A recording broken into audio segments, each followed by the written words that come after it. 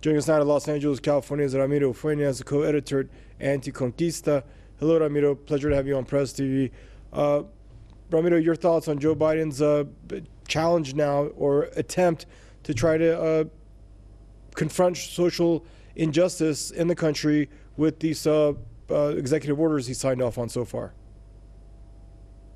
The executive orders that Joe Biden signed in terms of addressing racial inequality, systemic racism, on the surface, on appearance, they seem progressive and they have nice sounding language. They talk about real issues that exist in the United States. Yes, private prisons lock up Black and brown people at an astonishing rate, more than any other country in the world. Yes, there are racist housing policies against Black, Latino, Indigenous people, Muslims, all oppressed people in the United States.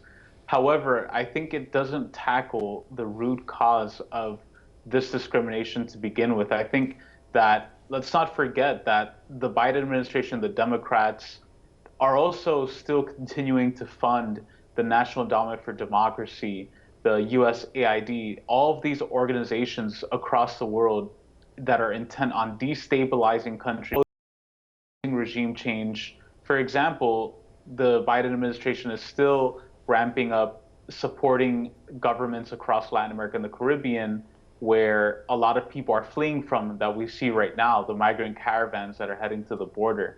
And nothing will change unless that fundamental aspect of capitalism, of US regime change abroad, stops, because the problem is just going to keep resurfacing no matter what.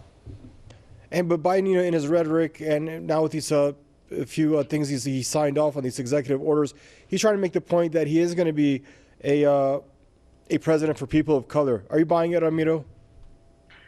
I definitely don't buy it for 1 second. I think Joe Biden's track record, if you look at his speech, for anyone online, Biden's 1994 crime bill speech, where he talks about, quote, cleaning up neighborhoods, talks about being tough on crime.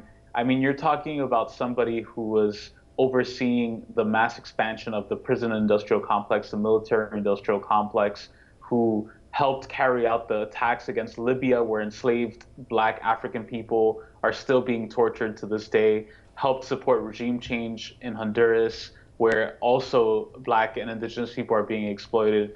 And so I think that it's a complete joke when Biden says that he's going to represent people of color, because his track record shows that both at home and abroad, people of color have been severely impacted by his racist policies. All right, thanks, bud. Stay safe till we see you again.